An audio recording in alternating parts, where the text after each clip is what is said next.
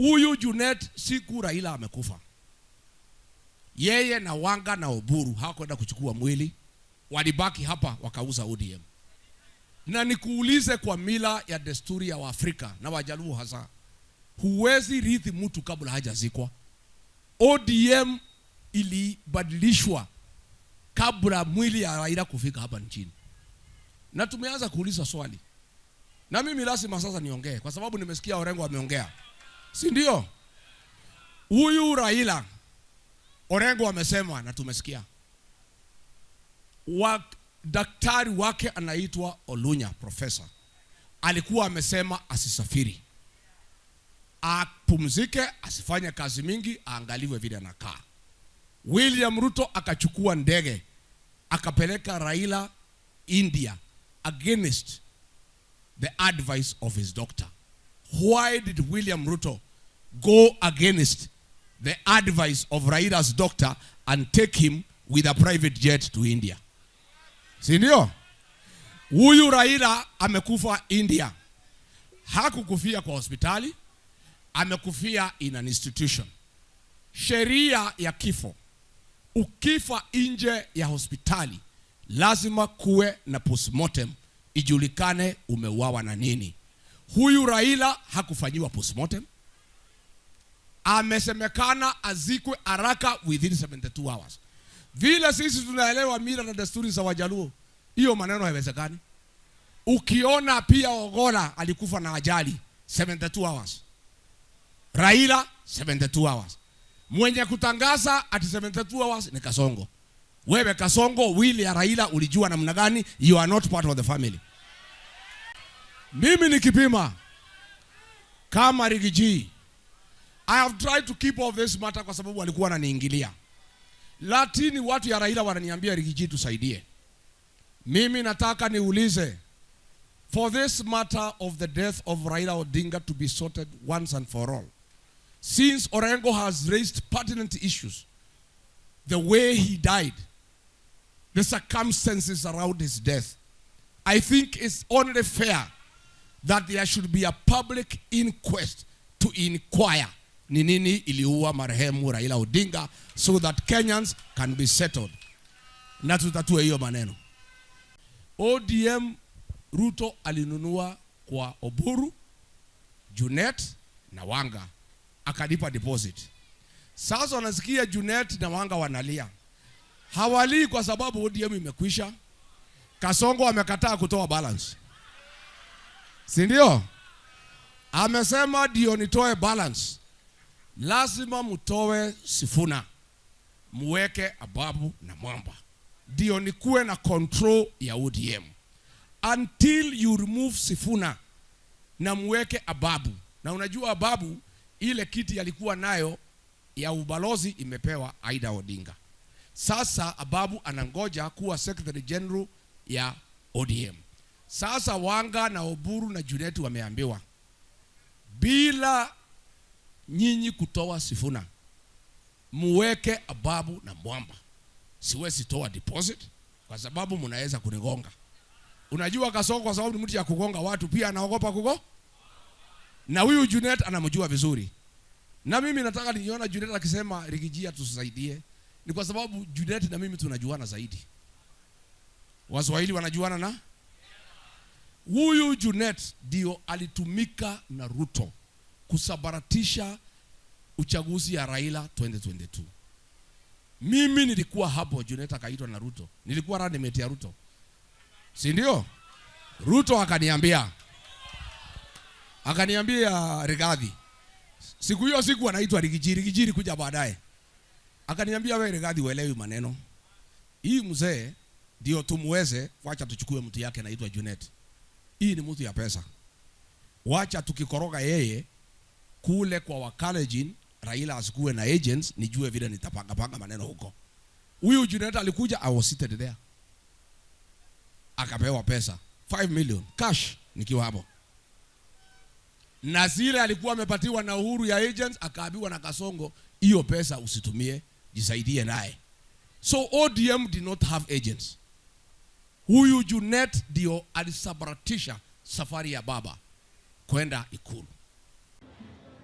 As Kenyan leaders and Kenyan people, we are concerned about matters territorial integrity and the security of our nation. For a long time now, Kenya's image is badly indented as a result of various activities by William Ruto and CS Interior Kipchumba Murkomen. Kenya's position in peace and security matters across the world is greatly mutilated as we speak. The Ministry of Interior and Coordination of the national government under Kipchumba Murkomen has failed Kenya. The CS Interior is the weakest link in the security of our nation, both internally and externally. President William Ruto and Kipchumba Murkomen are hosting war criminals from Sudan, and they are ones who supply weapons for murder and butchering of women and children in the Darfur region. As we speak, war criminals facing international sanctions, Hemeti and his 4 wives, they have been issued with diplomatic passports by Kipchumba Murkomen. That warlord who has international sanctions has been given a home in Ruda with his 4 wives that is guarded by the General Service Unit. This is very embarrassing to the Kenyan nation, that a war criminal facing sanctions by the United Nations, the European Union, and indeed the whole world has been given refuge in Kenya and is enjoying privileges meant for the Kenyan people. A warlord and his family, a man who has butchered women and children, have been given diplomatic passports. They have been given a safe haven in Nairobi with a house in Ruda, guarded by the General Service Unit. We are telling the international community that dealing with Hemeti and other war criminals is not enough. You need to impose similar sanctions. You need to impose similar sanctions to CS Kipchumba Murkomen so that he cannot travel outside Kenya, because he is the one giving diplomatic passports and giving safe haven to international criminals in Kenya. Chama chetu cha DCP ni chama cha demokrasia. I want to announce today that there will be no direct nomination. There will be no direct ticket. There is no preferred candidate. All those who want to fly the flag of DCP the next general election will have to go through free, fair, and credible party nominations. I want to take this opportunity to appeal to our young people, the Gen Zs. The people of Kenya are looking upon you to liberate this country because you are fearless and you are tribeless, and you cannot be manipulated and bribed with money by William Ruto. I want to ask the Gen Zs, my sons and daughters, my grandchildren, Kenya, our motherland, looks upon you to save this country. You are the only vote that we know that cannot be compromised. I want to commend you for what you have done so far, creating awareness among the people of Kenya through the smartphone. But I want to appeal to you, my children, that the real transformation of this country will take place on the ballot box. And the tools of change that you need is the ID and the vote.